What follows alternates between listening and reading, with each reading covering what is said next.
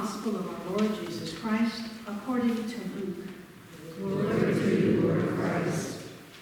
Jesus said to the disciples, "There was a rich man who had a manager, and charges were brought to him that this man was squandering his property. So he summoned him and said to him, 'What is this that I hear about you? Give me an accounting of your management, because you cannot be my manager any longer.' Then the manager said to himself, 'What will I do? Now that my master is taking the position away from me, I am not strong enough to dig, and I am ashamed to beg. I have decided what to do, so that when I am dismissed as manager, people may welcome me into their homes.' So summoning his master's debtors one by one, he asked the first, 'How much do you owe my master?' He answered, 100 jugs of olive oil.' He said to him, 'Take your bill, sit down quickly, and make it 50. Then he asked another, 'And how much do you owe?' He replied, 100 containers of wheat. He said to him, 'Take your bill and make it 80. And his master commended the dishonest manager, because he had acted shrewdly. For the children of this age are more shrewd in dealing with their own generation than are the children of light. And I tell you, make friends for yourselves by means of dishonest wealth, so that when it is gone, they may welcome you into the eternal homes. Whoever is faithful in a very little is faithful also in much. And whoever is dishonest in a very little is dishonest also in much. If then you have not been faithful with the dishonest wealth, who will trust you? Who will entrust to you the true riches? And if you have not been faithful with what belongs to another, who will give you what is your own? No slave can serve two masters, for a slave will either hate the one and love the other, or be devoted to the one and despise the other. You cannot serve God and wealth." The Gospel of the Lord. Praise to you, Lord Christ.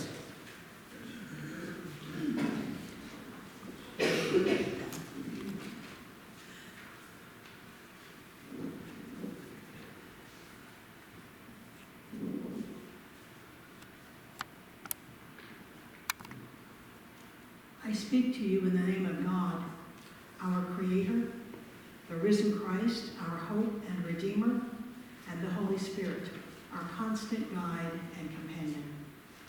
Amen. Amen. Please be seated. So I'm beginning this morning with Amos, because what he has to say is clear. There is no way to say that his wording or his message is vague, or that it needs interpretation to really understand it. What he says sets the stage for this morning's gospel as well. Amos is making a loud protest against practices that oppress the poor. He challenges those who show no compassion for the poor and the needy, those who in fact are impatient for holy observances to end so they can get back to cheating everybody they're doing business with. And not only do they cheat folks, they force the poor into indentured service at best and make them into slaves at worst. Amos is crystal clear that God is not happy with what Amos is describing. Amos doesn't announce what will happen to these folks, but his tone makes it pretty clear that it isn't going to be pretty. And that brings me to Luke. The entire 16th chapter in Luke is devoted to teaching about possessions. It's an important topic for Luke. He begins addressing it in his gospel as early as chapter 3, with John the Baptist telling the newly baptized how they should share with those who have nothing. And he continues addressing it well past the end of his gospel, clear into the story of the early church, where in the book of Acts, he talks about the new believers caring for everyone in that brand new community, making sure everyone has food and shelter. Luke's focus is narrow. He only tells stories about those who have a lot and what they do with what they have. There are two stories in Luke. It's the whole of the chapter, and both of them begin with the same phrase. There was a rich man who, there's one more thing I need to share with you before I start talking about Luke's story specifically. I want to share a reading with you from one of my favorite people, Steve Garnis-Holmes. Steve is a retired Methodist pastor who offers almost daily thoughts on the lessons for the coming Sunday, or the latest news headlines, or the realities of construction right next to his retirement home in Maine, where they are building a completely new housing development. This was his offering last Friday. He starts with a portion of this morning's passage. His master commended the dishonest manager because he had acted shrewdly. For the children of this age are more shrewd in dealing with their own generation than are the children of light. He continues, I don't know what this means, other than that sometimes Jesus says things that I just don't get. Sometimes his wisdom is beyond me. Oh, I can make up stuff to make it make sense. Sure, it means don't be stupid in dealing with the world. But only maybe. Don't think you know it all. Faith doesn't require figuring things out. Write it in pencil and keep wondering. Keep asking. Keep listening. So I have to tell you that Steve Garnis-Holmes isn't the only person who doesn't get it. I'm right there with him. And he and I are not alone either. Listen to this partial list of the subtitles used at the beginning of this story in different Bible translations. The parable of the dishonest manager. A clever rogue and the right use of money. The parable of the clever steward. Faithfulness and money. The parable of the shrewd manager. So, which is it? Who is he? Is he a clever rogue or a clever steward? Is he a shrewd manager or a dishonest master? And what does any of this have to do with being faithful? If you look at your gospel passage in your bulletin, you'll see that there are two sections. The first is the story, and the second is a collection of sayings that Luke has added on to the story. And when I look for the right way to interpret this story and what it might have to offer us, I absolutely get confused. Most of the commentaries agree that by the time you get down to the second paragraph, the whoever is faithful in a very little, you have reached the end of the story and you're beginning to read a collection of other Jesus sayings that Luke has included from other sources. But concerning the story itself, some commentaries say Jesus was commending the dishonest steward, and they give a bunch of reasons. Others say it's poor translation, and of course Jesus would commend that man. My favorite part of the whole thing is the part that is absolute, clear choice, take it or leave it. That's the ending. You cannot serve God and wealth. I like that part. I understand that part. So, in preparing this sermon and listening to this gospel, I sort of held the story in one hand, and I took all the various sayings from the other places in my other hand, and when I tossed them all up in the air together, here's what landed. It doesn't matter. It just doesn't matter. It doesn't matter what Jesus thought about that particular steward, and it doesn't matter what Luke thought about him either. What matters is what I decide to do with my possessions. Here's why I think that's the most important thing. There is nothing to be done, and maybe even nothing to be learned from this clever, shrewd, dishonest steward manager. Luke's focus is on the actions, not the person. Look at the last sentence. You cannot serve God and wealth. The question is, how do we relate to the possessions we have, and what do we do with them? A very long time ago, when I heard anything about the poor, I immediately felt guilty about having so much. My thinking went something like this. I have a bunch of shoes. I have a bunch of clothes. I have more than one winter coat. I have my own car and my own apartment. I have plenty of food. I am one lucky girl. And I should care more about the poor than any of that. Only, I obviously didn't, because I never managed to give anything away. Working from guilt and what I should be doing clearly wasn't working at all. Then I read an article from a young woman who decided that she didn't have to give everything away to be helpful. She decided that giving away 5 things would be at least a little help, so that's what she did.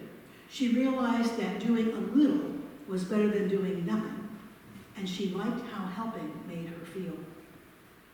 I was miserable enough that I decided to give her approach a try. I picked out 5 pieces of clothing to give away, and I took them to the Goodwill. When I got home, I realized I couldn't tell anything was missing from my closet. So I decided that 5 wasn't enough. I wound up taking 3 more boxes to the Goodwill a week later. And when I got home, I was still overwhelmed with how much stuff there was in my apartment. I chickened out of making a 3rd trip to the Goodwill, but I did start to appreciate my abundance. I wouldn't have described it that way back then, but that's really what it was. Somewhere along the way, I also recognized how afraid I was that if I gave stuff away and kept giving stuff away, at some point I wouldn't have what I needed, much less what I wanted. To this very moment, I cannot tell you why I carried that fear and why I let it drive many of my decisions around money and stuff. Maybe I learned it from my parents, both of whom had good reason to worry about having enough. Maybe I learned it from all the advertising that is fear-based. Maybe it was the politics that used fear to promote their own purposes. I don't know. What I do know is what helped me step away from that fear, and that was the recognition that I have never gone without what is truly necessary in the moment. Yes, things have been tight sometimes. There have been months when I had to carefully balance the incoming paychecks with the outstanding bills. I haven't always been able to buy something just because it was pretty or cute and would look terrific in my living room. And I have never, ever gone without food or shelter or any other thing that I or one of my children really needed. Never. Now, many, many years later, I still have a lot of stuff. Stina and I own an amazing house with an amazing view. We have no mortgage. Our house is well furnished. We just had it repainted. And oh my God, does that cost a lot? We have the stuff we need to work in the yard and to create a lovely garden. We each own a fully paid-for car. Our home and our cars are insured. We have medical insurance. We use it. It covers most of what we need. We have a pantry and a refrigerator well stocked with food that we choose to eat. I even have ice cream bars that fit on my keto diet. And here's the best part. I no longer feel guilty about any of that. When I hear about people in this country and around the world who are desperately poor, I do not feel guilty about my home or my car or anything else. On the contrary, what I do is I acknowledge how richly blessed I really am, how abundantly I am living. I remember my attitude of gratitude. I remember to step away from the guilt and the fear and to step into gratitude, and then to make all of my donation decisions from that place. And yes, there are donation decisions, and there are more of them than I ever imagined there would be. I am not wealthy by any stretch of the imagination, and I have plenty to donate to causes and programs that I believe are making a difference in the lives of the poor. And of course, there are questions to ponder as I make those donation decisions, and I offer them to you for your consideration. I wonder if I have said thank you enough for all that I have. I wonder if I use all the stuff I have, or if there is extra stuff that I keep walking by and not using, gathering dust. I wonder if I'm deciding out of guilt or fear, or out of trust and gratitude. And moving beyond the physical stuff, what do I choose to do with my extra time? What do I choose to do with my gifts and my skills and my talents? What I hope you are hearing in all of this is that there is no rule. There is no right, no wrong way about how you decide or what you decide to do with your stuff. If there is a rule, it's more of a guideline, and I think it runs something like this. Be appreciative, and then be thoughtful about what you have and what you do with what you have. We are all richly and abundantly blessed. If we begin with that recognition, knowing what to do with the rest of it may come a little more easily.